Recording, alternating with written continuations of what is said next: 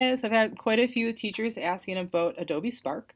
So instead of you guys having to find your way to me, I'm going to show you guys just a really quick tutorial on how to do this through a video. So the first thing you're going to do is go to a new tab, a new browser, and I'm going to show you guys today how to do this on your computer, even though this is also accessible to you guys on your iPad. So it's just the first link that pops up. When you guys log in, I would just use your school Gmail account. That's what I have students do. And then you're going to see that I have a little bit different of a screen. I log in because I already have some of these projects that I've created, posters and web pages for students. So the first thing you're going to do when you want to create something is hit the plus sign. And there's all these really cool templates that pop up. And one of my favorite things is that it kind of tells you what this template is used for. So photo collage, right? We've got a lesson plan video. I've had kids use this for creating flyers for events coming up.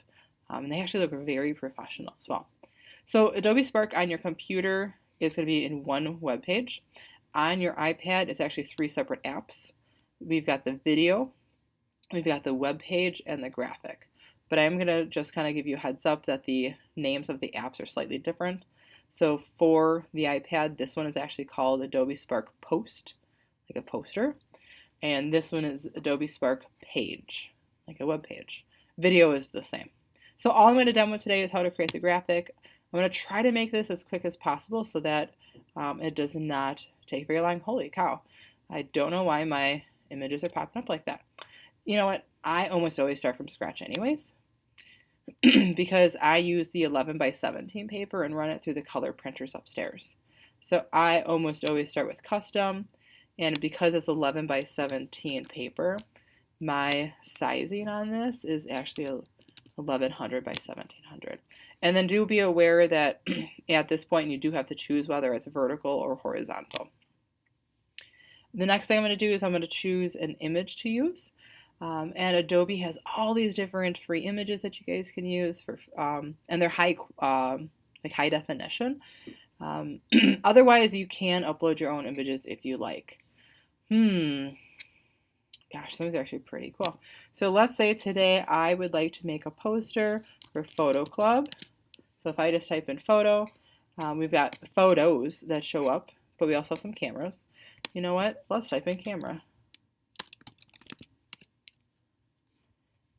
Okay, there we go. That's a little bit better.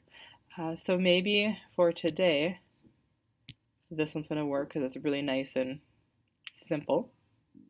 Give it just a second. It automatically shows up with text on there. I usually get rid of it right away. And then I also get rid of the Adobe logo. And then this just pops up again, X out of it. So this image takes up the whole background of my poster. Again, it's going to give you some options of different things that you can do if you want. So all I'm going to do is I'm going to start by saying this is Photo Club. Oh, that looks cool. Except for, let's rotate it. Let's have some fun with this. And I'm going to put it along the edge like this. Just a little bit farther away. We want those to have equal spaces on this side. Now we need to, we can change the image a little bit if you would like to. I'm not going to do that though. Instead, I'm going to add some more text, some information about the meeting. So, next meeting. And you can actually put paragraphs in here if you like. I do find it a lot easier to use Google Docs and then copy and paste it in. So, next meeting. Wednesday. Okay, now I'm not looking at a calendar. So I have no clue if this is actually correct. 18th at 4 o'clock p.m. There we go. Now it's using the same text as we saw before. Not a huge fan of that, so I'll probably change the font. There's quite a few different fonts that you can use with this. I'm not a huge fan of that blockiness behind it, so I'm going to click on shape and actually get rid of that. But now you can't see the font, so let's change the color of the font to black. Okay, that's not too bad. Really simple. but it hasn't taken me very much time to actually create this. I would definitely do more to this because it's a little too simplistic for my liking. Um, but you can see how easy it is to use this program. So we went through the font, the different color, how you can add a shape in the background. There are different effects that you guys can add to your text if you want. This is one of my favorite options. If you're really feeling like you're not very creative for the day, if you just go to the style and just start moving the slider, it's going to have some ideas for you that pop up. Okay, white text on white obviously does not work. And if you just keep scrolling, it's going to give you all these different options that you can use. Oh, for some reason, it keeps wanting to go back to white font. Actually kind of like that. Add button.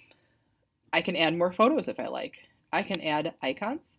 There's quite a few. Oh, it just auto-filled it with fun because, you know, photography club is definitely fun. So these are pretty cheesy, but they're also kind of fun as well. But they're all free. You can use as many as you want. Logo, that is a paid thing, so you can't use that.